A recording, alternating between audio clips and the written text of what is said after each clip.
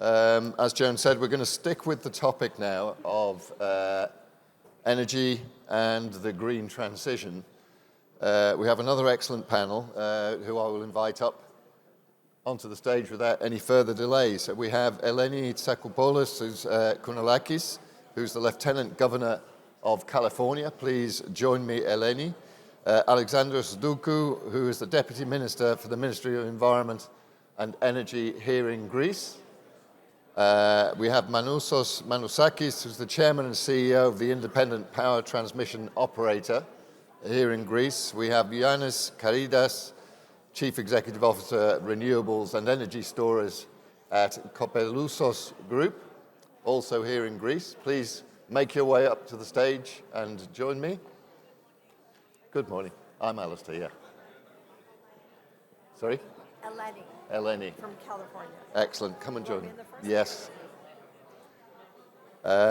We have Aristofanis Stefatos, CEO of Hellenic, Hydrocarbons and Energy Resources Management Company. And Notis Sardelas, who's the Managing Partner at Sardelas Petsa Law Firm. Notis, please join us. Yes. Hi, nice to see you again. I'm well, thank you. Hiya. Hi. Hello, Jan. Hi, good to see you.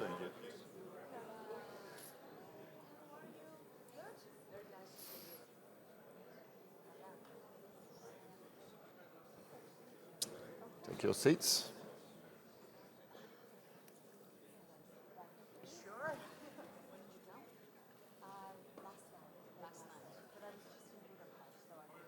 Okay, well, this session very much follows on from the discussion we've already had. There may be a little repetition, but I think it's fair to give everybody their opportunity to convey the messages that are important to them. So once everybody's settled down a little, we'll begin. And I'll pass along to our first speaker, Eleni Tsakopoulos. Kounalakis. That's very good, Alasdair. Lieutenant Governor of California. Take us away. Give us your thoughts, please, on this topic. Well, good morning, Alasdair. It's so wonderful to be here. What an incredible conference. And it's also, of course, very relevant to be in Greece. I think for those of you who don't know, I represent the state of California. I'm the Lieutenant Governor. And California and Greece, when it comes to the whole issue of energy, I think that it really starts with the fact that we're on the front lines already in dealing with the consequences of a warming planet, and primarily that's manifested through all the wildfires that both California and Greece have experienced. And to give some context, 8 of the 10 most catastrophic wildfires in California history have happened in the last 10 years. Just 3 years ago, 4% of the state burned. And I know there's some really great work going on right now between the United States and Greece on best practices. And I see Ambassador Tsounis is here, so I want to recognize his leadership in making sure that we're cooperating on preparedness and emergency response. But California has been leading the way on environmental protection, clean air, clean water, and combating climate change for a very long time. It's been a bipartisan effort. You can go back to the very first aggressive bill, which was actually signed by Arnold Schwarzenegger, and a lot has happened since then. So we were one of the first entities, subnational entities, to have 2045 goal of being carbon neutral and having a 100% carbon-free electric grid. But what's interesting is that we've gone far beyond just these long-term goals. We actually have a roadmap to get there. So by 2035, the state of California has a goal of a 90% carbon-free electric grid.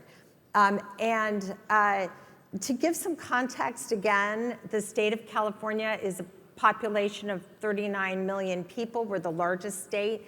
We are also an economy the size of India, and we are already at 61% carbon-free energy fueling our electric grid.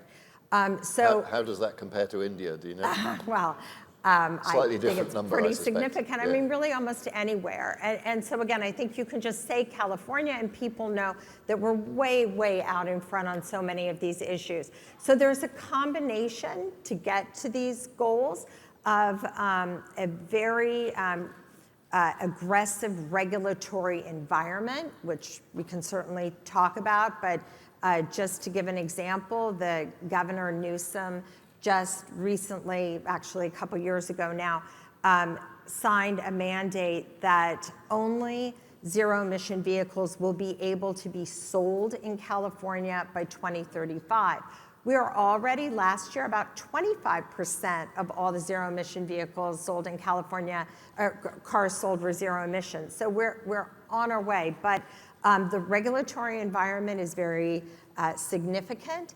And then, of course, the incentives. And so I know the theme of the overall conference is finding opportunities. I don't think that there is any place in the world where there is more opportunity for the private sector than California to take advantage of the IRA, a massive 2 years of major budget surpluses in our state that have gone to investing in tax credit programs, grant programs, rebate programs. There has just never been the ability to leverage private investment along with public investment for innovation in the carbon-free energy future than there is right now. And then maybe just the last thing I'll say in opening is that we know, we are well aware that as aggressive as California is, even if and when we meet our goals, it won't be enough to move the dial on the planet. And so the way that we think about all of our work right now, particularly the investment programs that we have, is that it really has to be about scale. Thank you. Deputy Minister, I don't want to cause trouble, but I think I just heard a pitch from California for Greek investors to go over there. You may have thoughts about that, but let's just start off with your I'll speak in Greek if you don't mind. So of course. I'll give a second for that. Although I always admire what Eleni is doing in California. I always follow up what you're doing in terms of promoting the green transition, all the policies. Sometimes I try to take some good examples from your regulatory framework. But I would say that Greece is doing quite well as well on that. Να γυρίσω λίγο στα ελληνικά, να πω, Alistair, τα λέγαμε και πέρυσι τον Οκτώβριο, νομίζω εδώ, όταν συζητάγαμε τότε ποια είναι τα ωφέλη της πράσινης μετάβασης για την κοινωνία, για την οικονομία. Σήμερα ξανασυναντιόμαστε για να κουβεντιάσουμε ποιο είναι το global debate αυτή τη στιγμή για το green transition. Νομίζω βέβαια ότι όλοι συμφωνούμε σε αυτή την αίθουσα και έξω από αυτή την αίθουσα και παντού δεν τίθεται θέμα μη αναγκαιότητας να ακολουθήσουμε την πράσινη μετάβαση παγκοσμίως και να προσπαθήσουμε όλες οι κυβερνήσεις, όλοι οι stakeholders να κάνουμε αυτό που πρέπει να κάνουμε για να οδηγήσουμε τον κόσμο σε μια οικονομία απαλλαγμένη από ρήπους. Στη μεγάλη εικόνα και ακούγοντας τα επιτεύγματα της Καλιφόρνιας, θα έλεγα ότι και εμείς στη χώρα έχουμε έναν λόγο να είμαστε περήφανοι για όλα όσα έχουν γίνει τα τελευταία 5 χρόνια σε αυτό το τομέα, παρά τις δυσκολίες, παρά τις προκλήσεις που είχαμε να αντιμετωπίσουμε με την ενεργειακή κρίση, με την πανδημία, κοιτάζοντας όμως μακροσκοπικά την προσπάθεια που έκανε η χώρα αυτά τα 5 χρόνια, θα δει κανείς εκ του αποτελέσματος, και δεν το λέω υποκειμενικά, το λέω μέσα από γεγονότα και μέσα από νούμερα, πως είμαστε σε ένα σωστό δρόμο, σε μια σωστή κατεύθυνση, ακολουθώντας αυτή την πορεία που χαράσει ο κόσμος για να πετύχουμε λοιπόν την πράσινη μετάβαση. Τι εννοώ? Πριν από 10 χρόνια, θυμάμαι, αν κοιτάζαμε το μείγμα της χώρας, θα βλέπαμε ότι η Ελλάδα εξαρτώνταν σημαντικά από το λιγνίτη. Είχαμε γύρω στο 82-84% ποσοστό ορυκτού καυσίμου στο μείγμα ηλεκτροπαραγωγής της χώρας. Σήμερα είμαστε 6%, μερικές φορές για αρκετές μέρες καταφέρνουμε, αυτό νομίζω το Μάιο το είχαμε, για 11 συνεχόμενες μέρες καταφέραμε να το εξαφανίσουμε εντελώς από το μείγμα μας. Αυτό είναι ένα achievement που κανένας δεν θα φανταζόταν ότι μια χώρα βαθιά εξαρτημένη, αν θέλετε, από τα ορυκτά καύσιμα θα επιτάχυνε την προσπάθειά της προς αυτή την κατεύθυνση. Και εμείς, λοιπόν, ως χώρα, από την πρώτη στιγμή, το 19, θέσαμε πολύ ψηλούς στόχους, Ελένη, για να καταφέρουμε να πετύχουμε την πράσινη μετάβαση. Έχουμε θέσει έναν στόχο του 80% σε ανανεώσιμες πηγές ενέργειας μέχρι το 30. Σήμερα είμαστε στην ευχάριστη θέση να λέμε ότι έχουμε διπλασιάσει την εγκατεστημένη ισχύ σε ανανεώσιμες πηγές, άρα είμαστε πάνω από 50% στο μείγμα ηλεκτροπαραγωγής από ανανεώσιμες πηγές ενέργειας. Χαίρομαι ιδιαίτερα όταν διαβάζω έρευνες, αποτελέσματα ερευνών. Είδα πρόσφατα από την Ernst & Young άλλο ένα report που κατέγραφε, το RICAI, που κατέγραφε ότι η Ελλάδα είναι στο top 3 των ελκυστικών προορισμών για τις ανανεώσιμες πηγές ενέργειας. Επομένως, εμείς αυτή την προσπάθεια θα συνεχίσουμε να την ακολουθούμε και να την επιταχύνουμε. Μέσα από, κοιτάξτε, μαγικές συνταγές δεν υπάρχουν, γιατί δεν έχει ξαναγίνει κάτι τέτοιο στην ιστορία, αλλά νομίζω ότι με common sense είναι ξεκάθαρο αυτό που πρέπει να κάνει κανείς. Άκουσα την Ελένη να αναφέρει ότι τι χρειαζόμαστε. Χρειαζόμαστε σίγουρα ξεκάθαρα ρυθμιστικά πλαίσια, γιατί καλούμε ουσιαστικά τους επενδυτές να έρθουν, να βάλουν τα λεφτά τους, να επενδύσουν σε νέες τεχνολογίες, σε καινοτομίες. Οπότε οι επενδυτές θέλουν από μια πολιτεία να βλέπουν ότι υπάρχει ένα level playing field, θέλουν να βλέπουν ότι υπάρχει transparency, ότι υπάρχουν ξεκάθαροι κανόνες και θέλουν να βλέπουν αυτό που επίσης ανέφερες, incentives και εργαλεία. Αυτό λοιπόν κάνουμε κι εμείς ως χώρα, μέσα από κατάλληλα ρυθμιστικά πλαίσια. Δίνουμε τη δυνατότητα στους επενδυτές να επιταχύνουν τις επενδύσεις τους στον τομέα της καθαρής τεχνολογίας. Αναφέρθηκε και στο προηγούμενο πάνελ η προτεραιότητα για μας αυτή τη στιγμή στο κομμάτι της αποθήκευσης ενέργειας. Άρα θα έλεγα, Alasdair, ότι έχουμε 4 βασικές προτεραιότητες αυτή τη στιγμή. Ναι, είναι γεγονός ότι αντιμετωπίζουμε αυτή τη στιγμή το φαινόμενο των μηδενικών τιμών, των αρνητικών τιμών ενέργειας, κάτι το οποίο βέβαια και των περικοπών αντίστοιχα. Παράγουμε πολλή ενέργεια με το μεσημέρι και δεν έχουμε πώς να την καταναλώσουμε και άρα την πετάμε. Ένα φαινόμενο το οποίο βέβαια δεν είναι ελληνικό, εδώ και τουλάχιστον 15 χρόνια το βλέπουμε να συμβαίνει στις χώρες της Ευρώπης, δεν ξέρω στην Αμερική. Επομένως, για μας, ένα από τα τεχνικά ζητήματα και μία από τις προτεραιότητες στο Υπουργείο είναι να δημιουργήσουμε, να μετατοπίσουμε, να προσαρμόσουμε πρώτα απ' όλα το προφίλ της ζήτησης. Πρέπει να δώσουμε κίνητρα και στον κόσμο να καταναλώνει, αν θέλετε, περισσότερο σε ώρες που υπάρχει περίσσια παραγωγή πράσινης ενέργειας.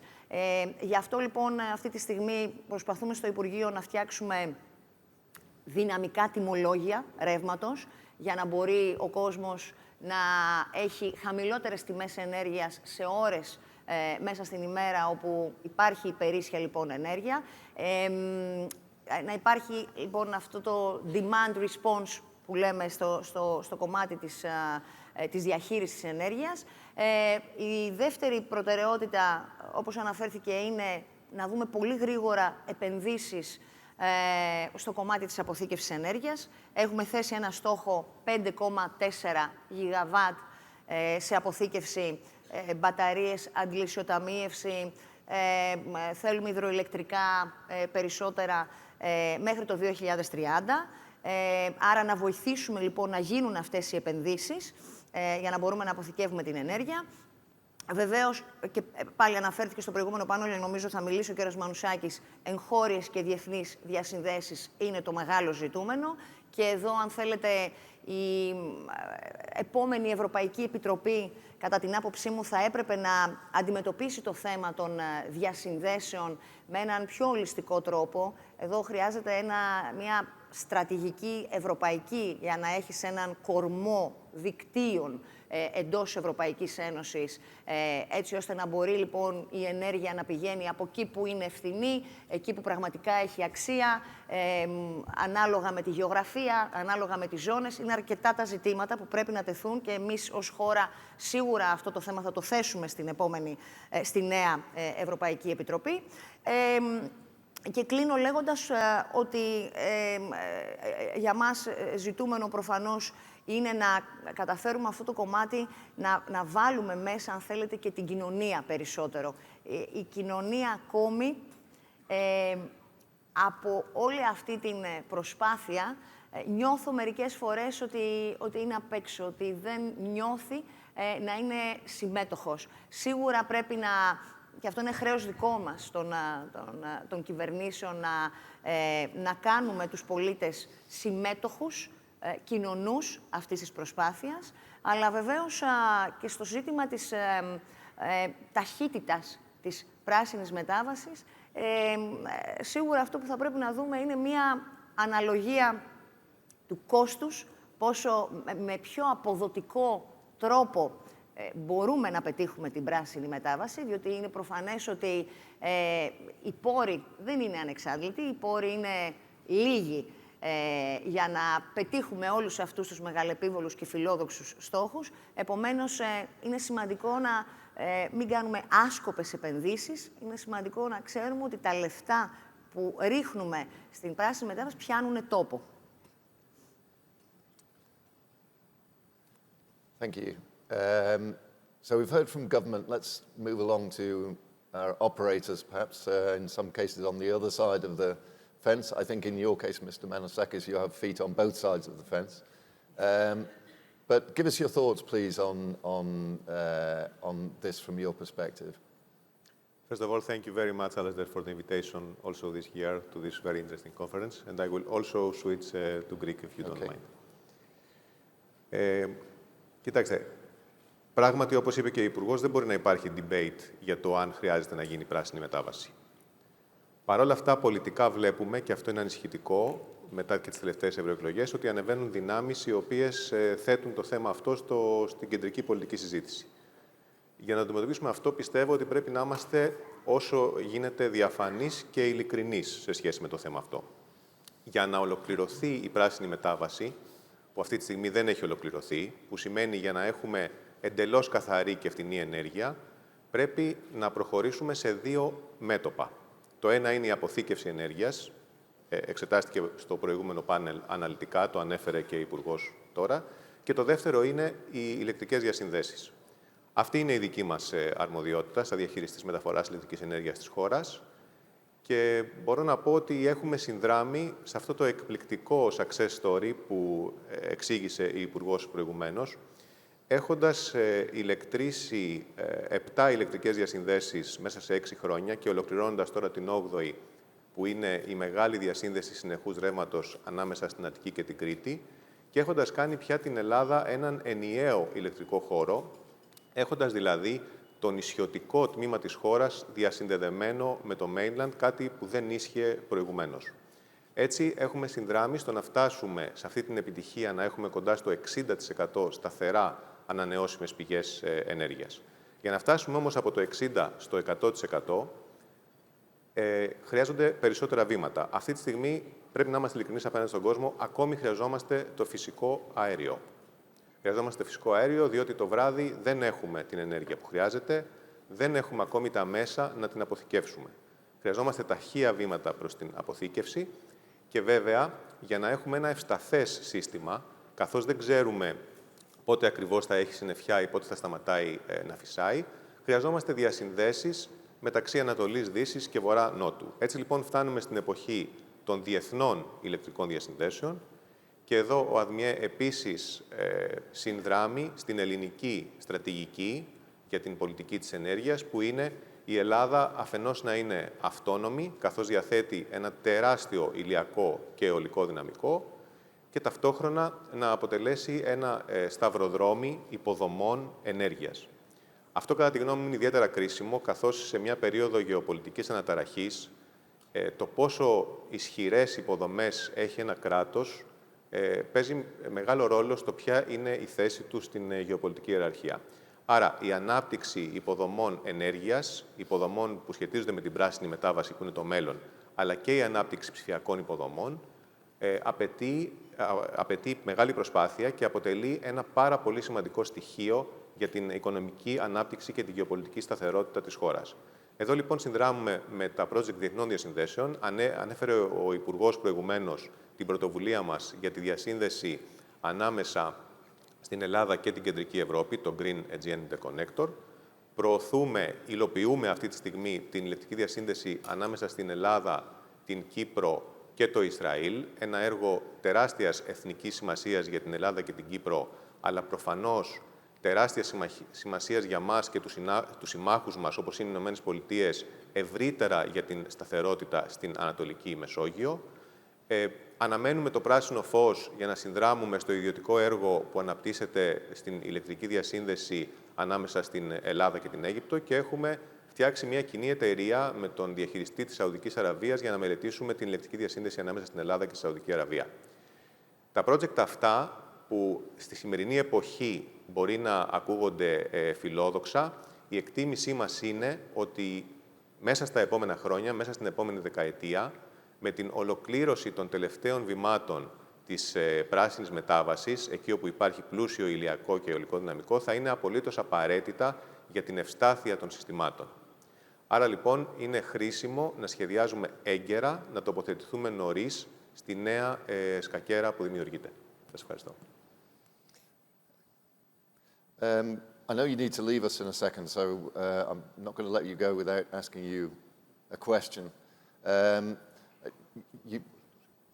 You've raised the issue of geopolitics and Greece's role as a strategic hub, if you like, in energy, but I wanted to look at something else just briefly, and that is something both of you have mentioned. This is the issue of storage, the importance, the centrality of finding ways of storing energy reliably when renewables don't necessarily produce at the time and in the place where the energy is required. So perhaps you could just talk a bit more about the company's plans for that.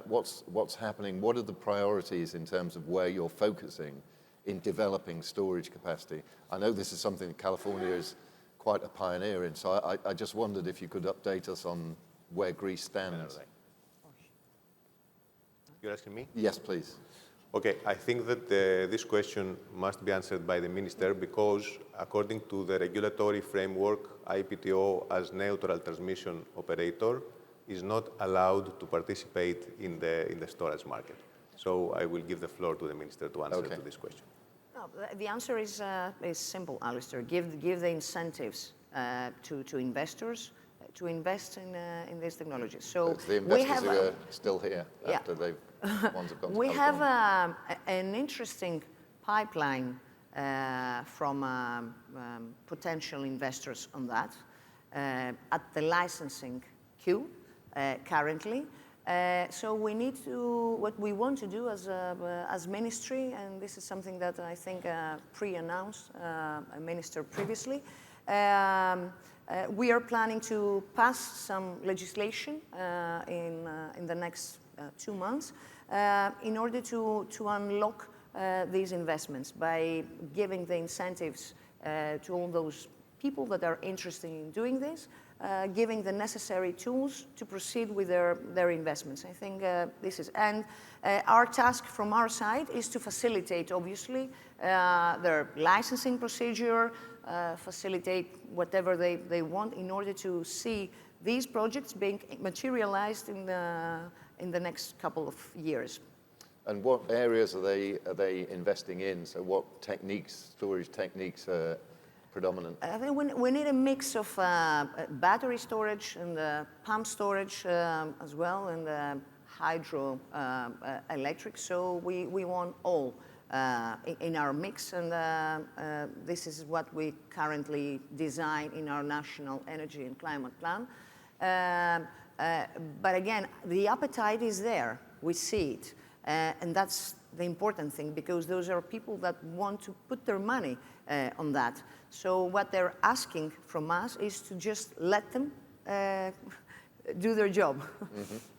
Okay, I will come back to you on this a little later, because I know that California is a pioneer here. Mr. Manousakis, I know that you need to leave, or I understand you need to leave. If you don't, you're very welcome to stay, but if you do... I'm so sorry I need to leave. No. My boss knows that I have something to take care of. No worries Thank you at all. much. Thank you very much. Thank you.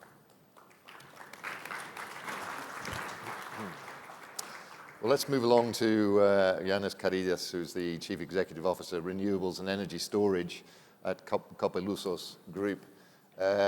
You may want to address the discussion we just had about storage, but I'm sure you have your own thoughts on this area. I'm happy to invite you to give them to us now. Thank you. Also, thanks to the organizers for the kind invitation. Well,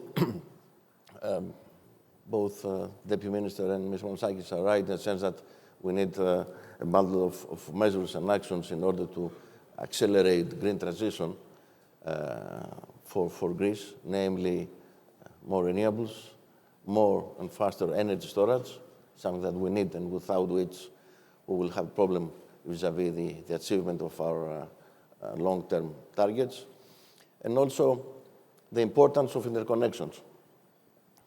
Because now we cannot see only Greece and what we need to achieve vis-à-vis the energy requirements of Greece, but also the global market and European Union. So from one hand, we have the ambitious targets of Fit 55, of reducing and completely eliminating CO2 emissions the next 2.5 decades. The recent agreement at COP28 of more than 125 countries to accelerate the implementation of renewable energy projects and triple the capacity by 2030. And also, we have to address the issue of what are the main obstacles to achieve that. Obviously, we identified energy storage as an issue that we need to accelerate.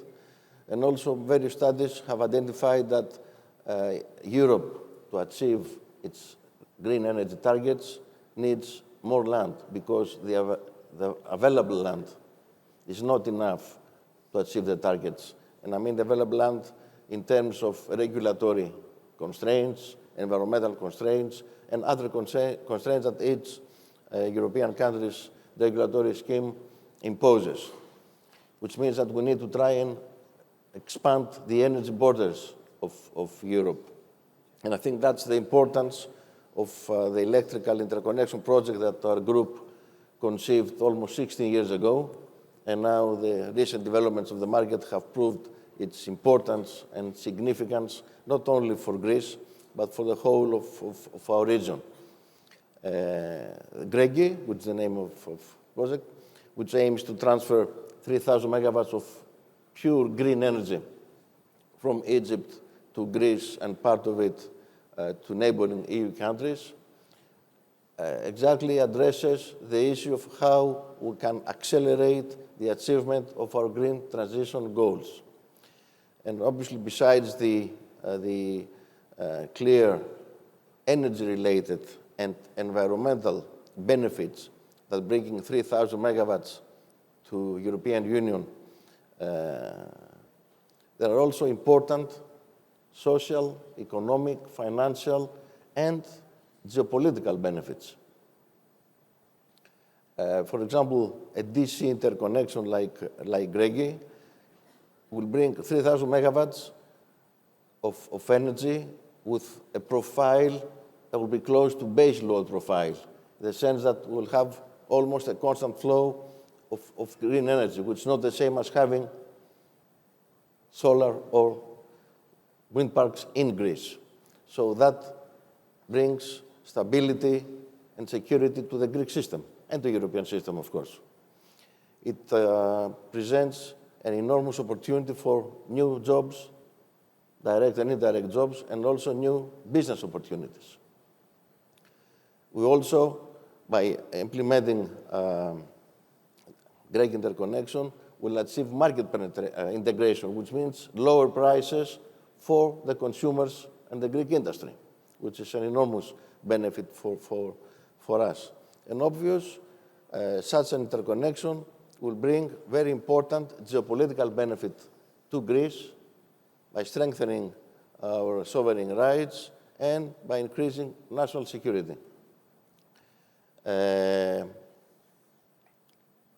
Greece is a lucky country, not only because we have excellent sun radiation and excellent wind characteristics, but also proximity to a country like Egypt, which possesses an abundance of flat land, a land suitable for renewable energy projects because of the very strong wind and excellent sun radiation. And of course, all this is backed by the extroverted policy of the government to support such investments of renewable projects in Egypt, and of course, export them to Greece and via Greece to Europe.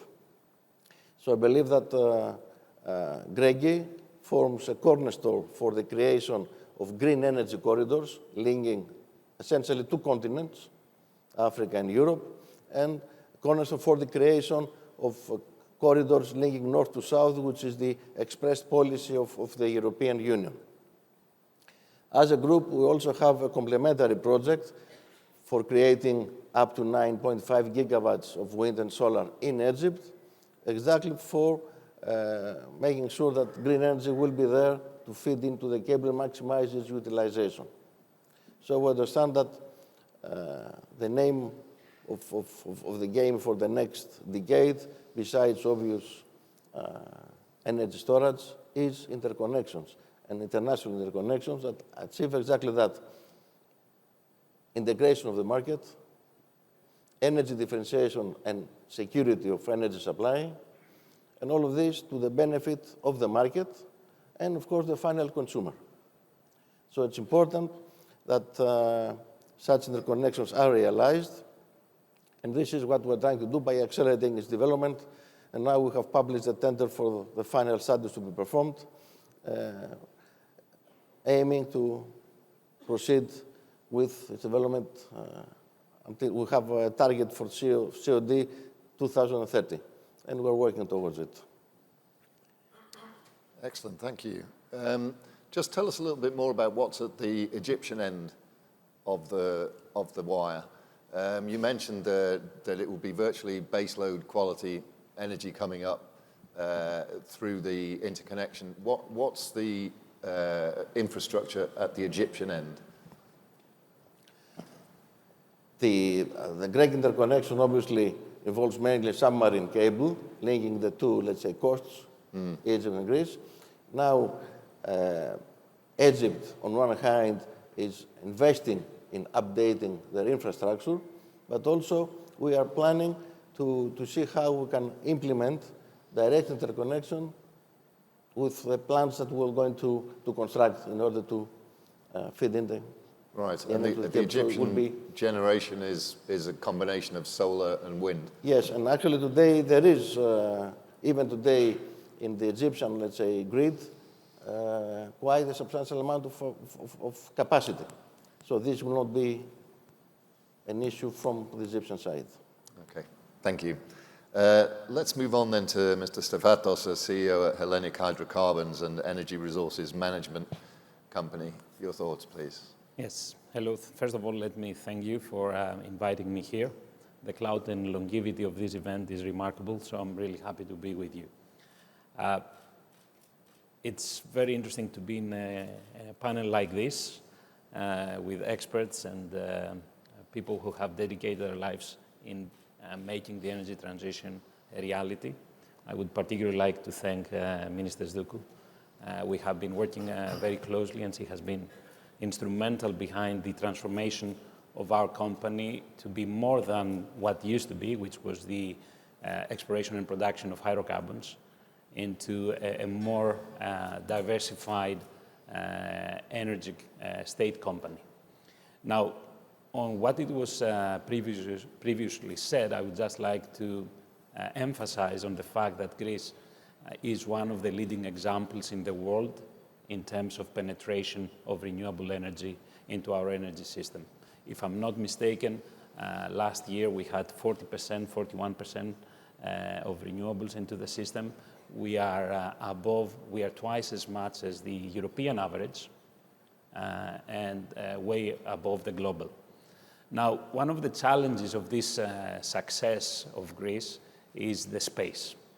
The renewables require extensive areas. And Greece is not, we do not enjoy vast areas that we can develop that.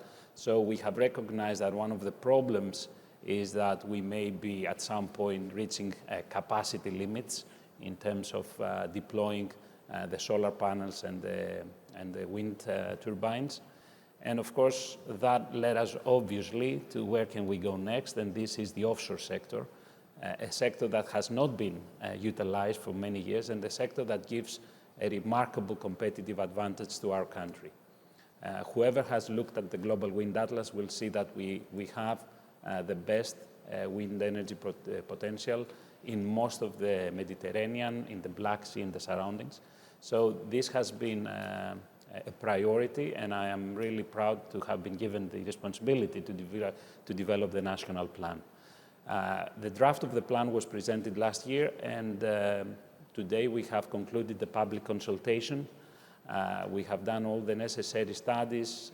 We listened to the consultation. We added certain elements that were raised, and my understanding is that we are a few weeks from the conclusion of it. It has been returned to divisions in the ministry, so we're now waiting these final steps that we have it formal. And I'm very optimistic that we will continue to enjoy the acceptance from the industry and the investors. So we will see progress in that field hopefully very soon.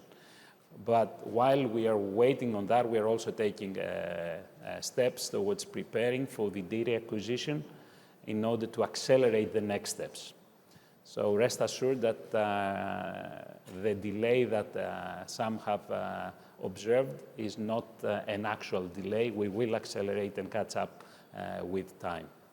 Now, having said that again, and what I wanted to convey is a very positive message that Greece will continue to grow on the renewable sector, and I think we can be very proud of it, and we will continue to be proud of it as we go forward. Greece is also looking at the world and the risks involved, and one of the risks that we have all learned in the hard way, I suppose, is that a threat to the energy transition is actually the energy security and the affordability of the energy. And these two things usually go together. Once you have energy security problems, then the prices go rocket high, and then the public and the people face a challenge with their electricity bills.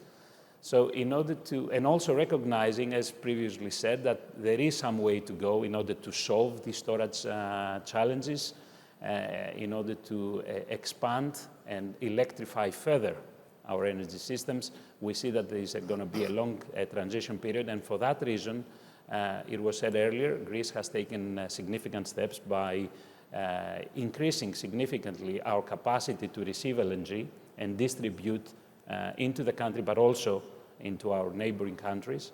But we are also working on the exploration front at a time where a lot of people thought it may be a lost cause or a bit out of date activity. No, we see that there is a significant opportunity for Greece, if the exploration efforts prove successful, to contribute with gas reserves into the much needed European market. But only not European market. We should always, we usually look at the most mature markets, and of course the market that pays a premium to the prices, but there is also Africa that we should never forget. Africa is growing and will continue to grow, and there the electrification will follow behind. So we see that there are a lot of possibilities for distributing potential gas that we can discover.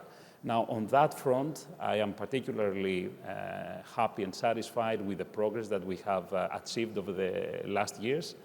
I think for our country is a remarkable pace. And the fact is that the more data we collect, the better we understand an area that has been very difficult in the past, and that was one of the reasons why a lot of the companies avoided it. From the information we have today, I would say I am more than optimistic that there are good chances for us of discovering significant reserves, and that I think the market will show further interest. So we will see other important players paying attention to what is happening here and hopefully join our efforts in order to progress that further. And before closing my opening statement, I would also like to point out that we have also done some good progress on the CCS front. The carbon capture and storage is something that we should be also proud as a country. We rank second just after Germany in the amounts of funds we have secured through the European Innovation Fund. We have secured funding for capturing more than 3.5 million tons per year. And our company, who's responsible for the permitting and authorizing the underground storage of CO2, we have received now the first application for such operations in the depleted oil fields of Prinos. So, and this is only the second such project in the Mediterranean. So I think there is a lot of good work. I'm not sure if it's really understood because of all the things happening. Sometimes we may be forgetting some of these really big achievements. And I would like to share them with you because these are, they do not go unnoticed in the European Union as well. So we've been participating experts group in Brussels, and we have received praise for that. So I'm really happy to share this information with you. Thank you. You mentioned the longevity of this event, and one of the pleasures of being able to come back year after year is that we see the dynamic, we see things, and also we get to hold people to account. So next year, we'll make sure that you're still on target. Mr. Sardelas, your thoughts, please.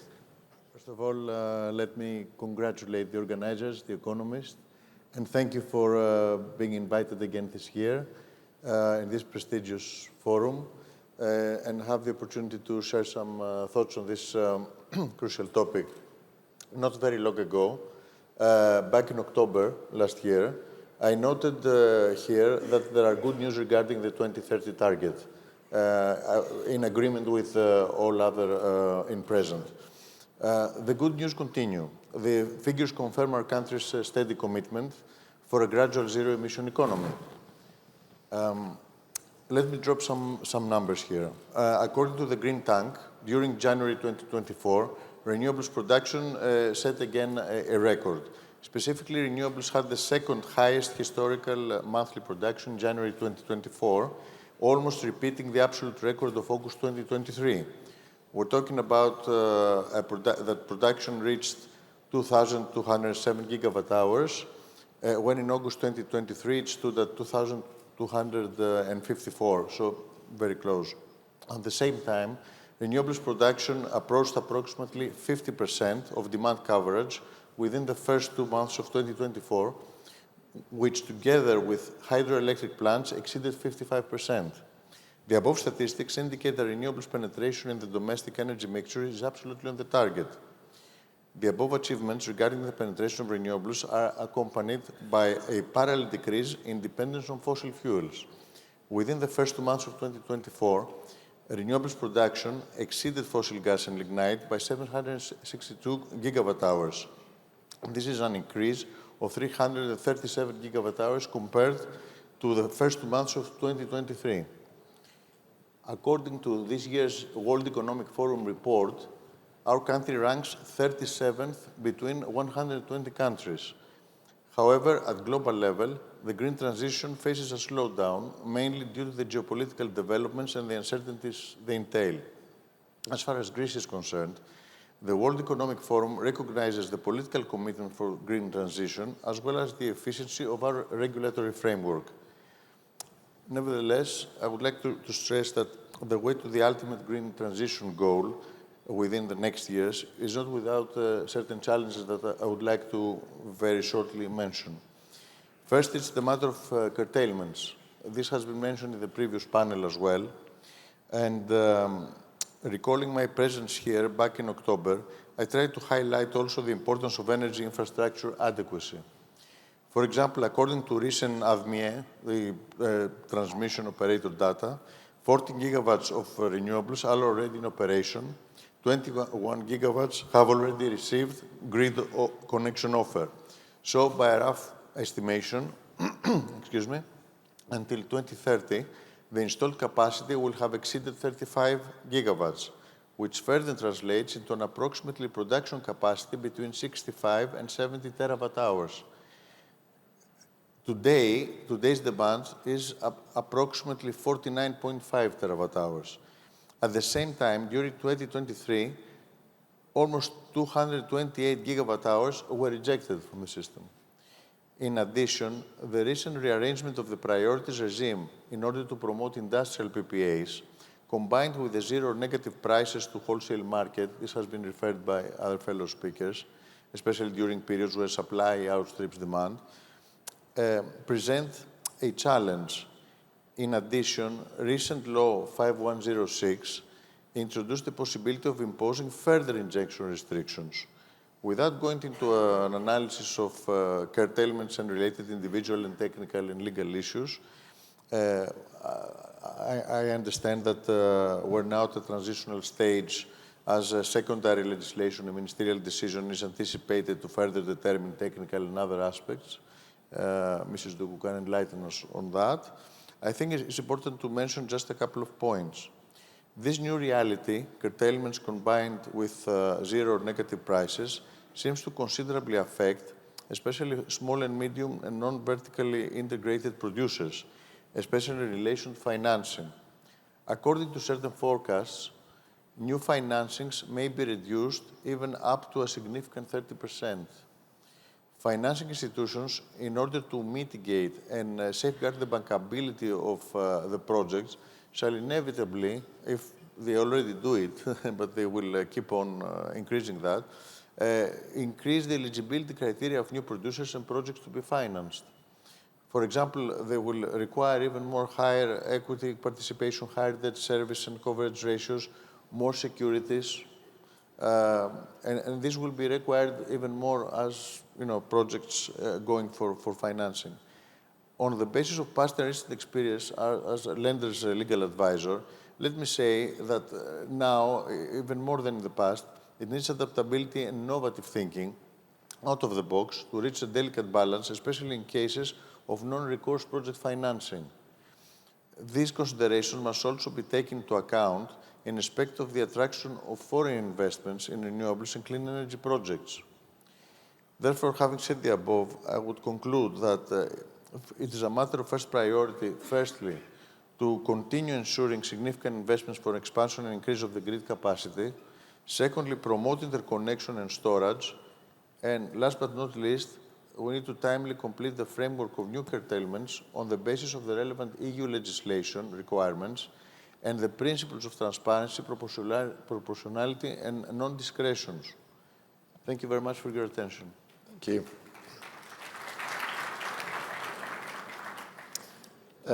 Well, let me come back to the Deputy Minister. I don't think we should conclude this panel without addressing one of the big issues that's been floating around in the room over the last couple of days, which is the European elections and this moment of transition, if you like, in personnel in the hierarchy of the European organisations. How is that affecting Greece's plans in this area? What are your reflections? It does not affect at all. I understand that There are many concerns about the outcome of European elections, but let's not forget that the mainstream political parties still have the majority in the European Parliament. And I think that this election won't ultimately change the stance we had so far about the need to tackle climate crisis, because flooding, droughts, and all these are still will exist and will continue to be here. And every summer we say that we have a hot summer, but this is colder than the next summer. So every year things might get worse. And I think that we should not carry away from the action that we should continue to undertake, all governments. So Greece will continue to be committed to its targets. I don't think that there will be delays on the Green Deal. Maybe there will be, I don't know, a more complexity of discussing new things, add new policies in the European Union. But as far as what we have agreed so far and what we have committed so far, I don't think that anybody within the European Union will backward. So from me, I think that from my side, I think that we should continue taking action, because this is what citizens, European citizens, expect from us. They expect from us to deliver an outcome. They expect from us to resolve their problems of having high electricity bills. They expect from us to understand what is this impact from the green transition in their lives. Still, they don't get it, because we keep on saying that how good it is to have, renewables from an environmental point of view, from an economic point of view, but still they don't see this impact in their pockets. So we have to continue working towards that direction. How that? By implementing all the policies we have set. In Greece, we have a quite robust, I would say, national energy and climate plan. We know where we want to get by 2030, by 2040. Of course, things are changing. The energy sector is changing. The world is changing. I mean, when you have long-term plans, you don't know where ultimately how these result. But given that we have a roadmap of what we need to do in Greece, with all these things that we have discussed, interconnections, implementing of clean technologies, trying hydrogen, trying biomethane or other solutions, I'm quite confident that the industry outside knows about these solutions and they care about that. So they want to see a government that is aligned, that is next to them, to help them actually do their investments. So, and this is what we will continue do under the leadership of Prime Minister, who loves this green agenda, who keeps on pushing us by implementing the measures and the policies, and this is what we will continue to do. Okay. You had a... If I may, I just would like to recognize Minister Sdoukou for kind of drawing back the lens again, and probably the reason why we've been put on this panel together really is so many of the parallels between the approach and the vision that Greece has and California's, both in terms of early adoption of wind and solar, in terms of the commitment to continuing to move forward to reach those goals, but also, as you so articulately said, the extraordinary consequences of doing nothing in the face of the catastrophic impacts of a warming climate. But I would like to just underscore one more thing, which isn't just California, but goes across the United States, and that is that in the Biden administration, the passing of the Inflation Reduction Act as well as the Infrastructure Act has resulted in what we fondly refer to in California as a $1 trillion wall of money coming at the private sector for partnership in innovation and combating climate change. And one of the things we often hear is, well, what if there is a change in leadership? It is not anticipated that the IRA opportunities are going to go away, and there's actually no cap on how much money can be allocated because it's all based project by project. So again, in these turbulent times, spiraling through the conflicts in search of opportunity, I do hope that even confronting the realities, which we've heard about, of the fact that it is a transition and we are not there yet, but that certainly with the University of California, with the innovation infrastructure of California, there is tremendous opportunity. And I wasn't just talking about Greek investors, I'm talking about internationally, but I do think that we are so aligned in so many ways, Madam Minister, that I really do appreciate your perspective in being here with you and of course, everyone on the panel.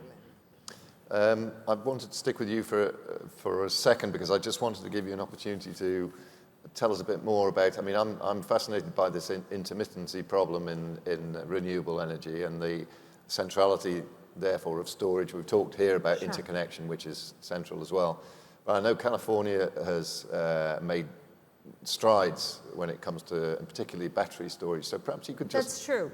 So very briefly, we've increased the amount of battery storage in California by 1,250% since Gavin Newsom was elected, because what we recognized is that with the solar and the wind that we had, and we're the #1 generator of solar in the country, that even without adding an additional solar panel or windmill, by having battery storage, we were able to significantly leverage the infrastructure that already existed.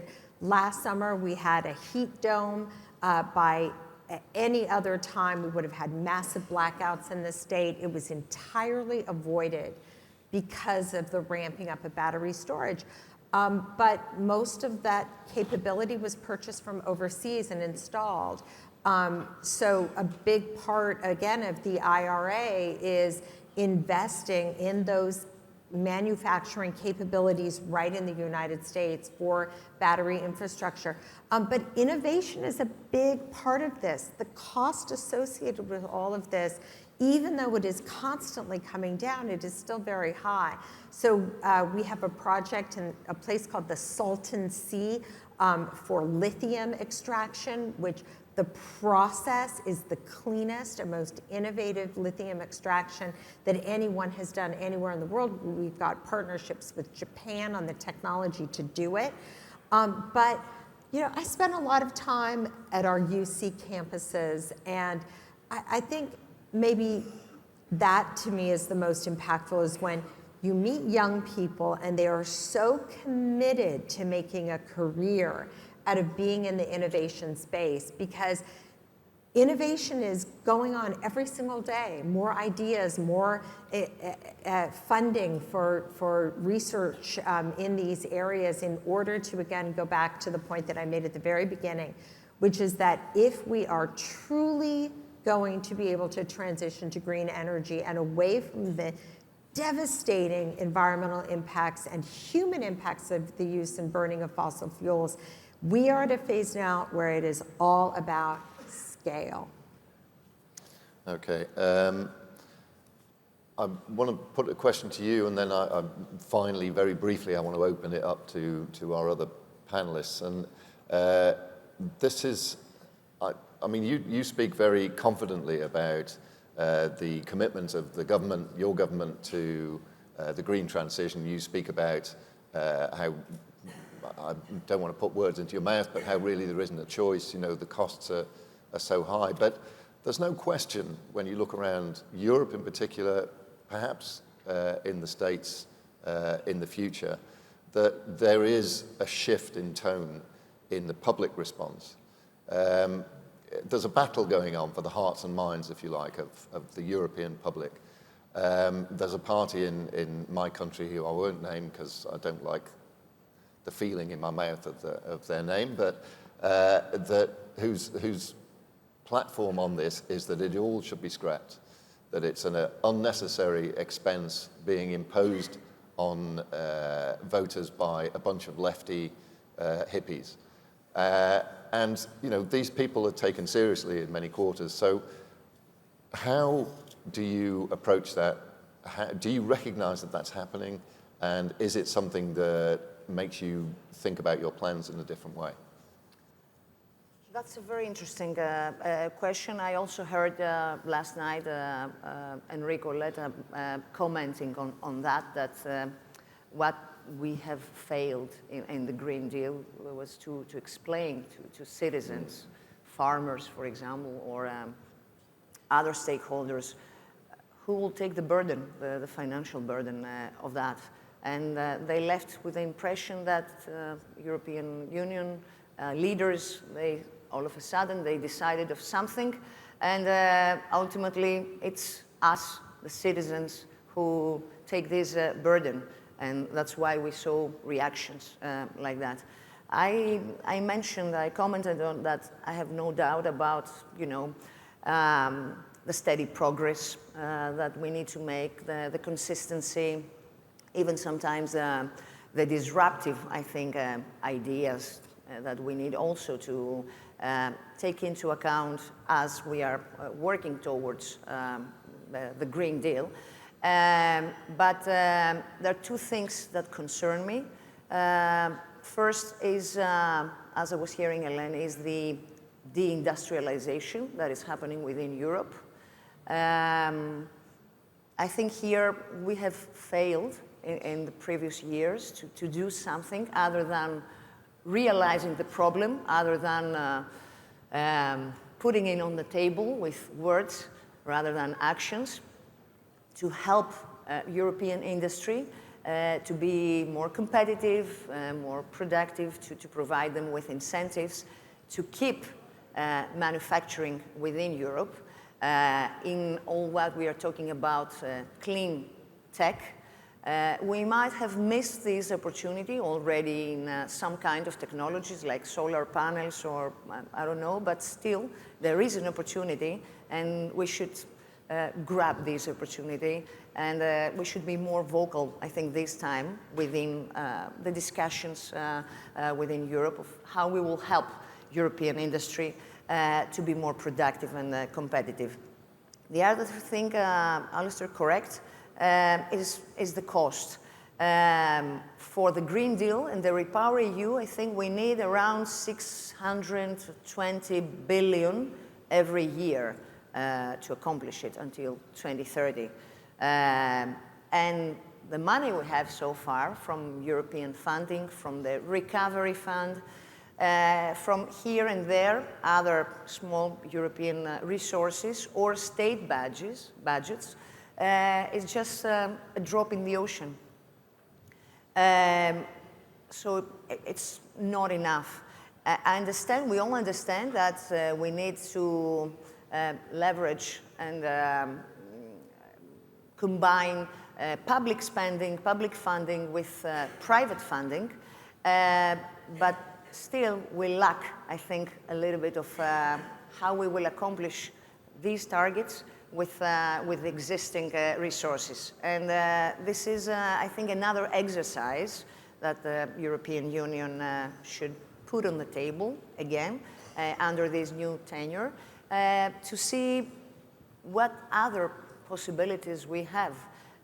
Because if we need to test new technologies in offshore, in hydrogen, in batteries, in other things, we will definitely need help. Otherwise, state budgets are not enough. And given the fact that more and more often we see floods and droughts that need from the state budgets to take money and allocate them, reallocate them on other existential things, how you will restore whole areas to meet the basic needs, then meeting the climate targets might become a luxury when there are more existential things to deal with. I don't know how this discussion will, continue in the next European Parliament, but I think this is something that we should take as a priority. Well, we'll come back and talk about it next year, no doubt. Right. I want to move to our final three panelists, 30 seconds each, because everybody's gagging for coffee. So you first, please. Well, I think the Deputy Minister is right that we need a very careful selection of tools from the European Union to combine both the EU funds with private funds towards the covering of costs for the necessary green transition. Of course, from the other side of the coin, we need to understand, and the society needs to understand, that today the cheapest form of energy is renewable energy. And also the way, as I have explained, that international interconnections, like one example is the Gregi project for our region, that can take opportunity from other sources for even cheaper green energy, and even more creation of additional jobs and business opportunities. This can counterbalance on the long run the cost and, of course, the earnings to society, because this is, at the end of the day, what we should aim. And I believe that with the importance of interconnection for achieving market integration is that the consumer, both industries and private consumer, will enjoy even more cheaper green energy, which is important. Okay. And I think at the end of the day, obviously, EU has to do that, but we must not lose the momentum. And time is crucial so that everybody can implement all the visionary projects that we have, because I think time is most important. So the faster we coordinate all these activities, the better for everybody. Mr. Stefatos. Yes, well, what I could say is that retrospectively, you can always find mistakes and rooms for improvement. So when it comes to the goal, I'm thinking of my children and I'm saying, no, absolutely not. We should continue, stay on course and do that. Now, having said that, in my opinion, we should not see it as a 100-meter race, more like a marathon. And we should make sure that we preserve energy in order to complete the marathon, because the destination is the goal, is reaching that destination. In that respect, and again, I will emphasize, my concern is that so far it has been the governments who have been pushing this, state budgets. I think more and more of the private money should come into the equation. They have the fiscal discipline, they can understand the timelines, and they can help on the execution phase. So in that respect, I hope and I'm sure we will see some adjustments. And again, preserve energy, maintain alternatives. We need to reach the end goal. Thank you. Notis, your final thoughts.